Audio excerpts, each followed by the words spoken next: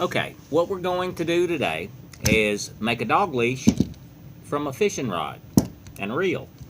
Alright, I've had this for a couple of years. What this basically is just an old rod.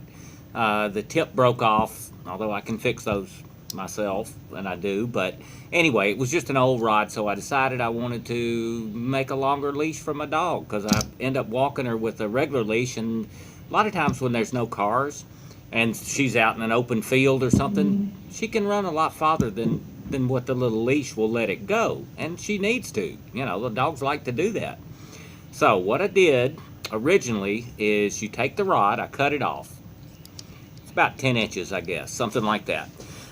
What you want to do is take a little drill bit. I don't know if you can see it, but you drill a little hole up towards the end and angle it. You angle that drill bit so it goes in at an angle, and then you kind of smooth off the inside and the outside. Just stick something in there, razor knife or something, to kind of cut the sharp edges off. Okay, then what I did was mounted this reel right here. I just happen to have this reel. I'm actually a distributor for this company, Avet. They're out of California. Really good reels. They make them anywhere from this size to huge, big game reels. A lot of different colors. Really, really neat. But what it gives you the advantage of is you can set your drag. Say you got a 20-pound dog. Set it at whatever you want. You know, it just depend, and put whatever test line you want on it. I was using about probably 30-pound monofilament. And what would happen, as happens with monofilament, is after I used it for a couple of years, and after you use it for a couple of years, it kinks. It gets kink memory, I call it, which probably brings back some memories to some of you people. But anyway, so when I switched over, I went with this line right here, and it's not really line, I don't guess you would call it. It's flat. It's almost like really thick, flat dental floss. And I thought it was just string. I bought it on it's a white roll. You can get it Home Depot, Lowe's. But I was surprised when it was flat, because it actually works better on your reel than round monofilament, and it won't get that kinky round circles in it. And it works really good. I like it a lot. So basically, you just mount the reel, put your line on there. Now another thing I did too is, if you have just straight line going to your dog clip, say like this, well, with dogs, when they're turning and running and doing what they're doing, that just straight line will kind of get, sometimes it'll wrap around them a little bit, their leg or something. So I just took some parachute cord, tied it on the end of this, just tied it on the end of the line, and it's almost like a leader. You know, you could use however long a length you want, but you don't need much. You just need enough to give it a little bit of weight on the end of the line so it doesn't wrap around them.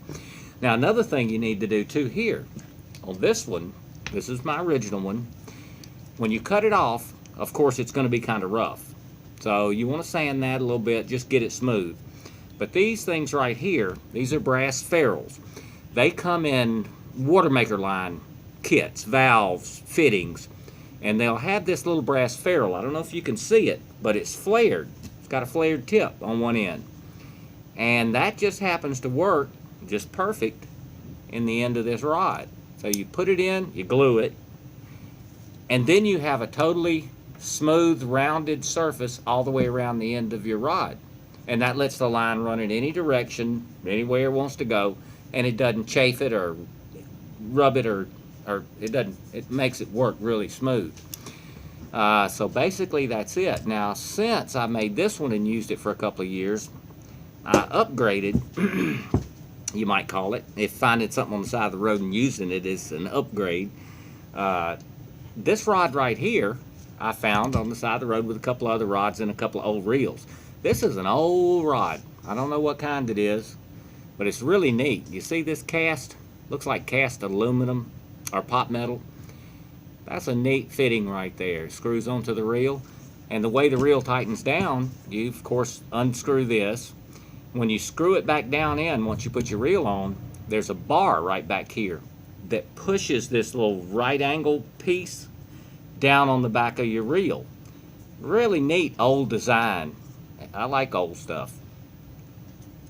Don't tell my wife, but, well, anyway.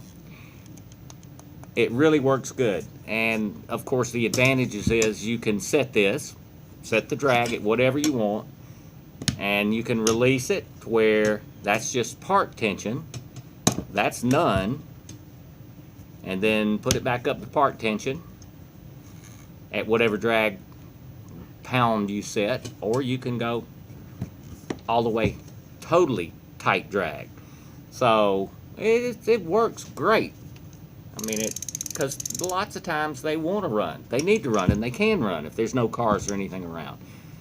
You get some strange looks sometimes from people in the neighborhood, but it don't matter. That don't make any difference. But it works. It works a lot better than just the regular little leashes that you use. So basically, that's it. Until next time.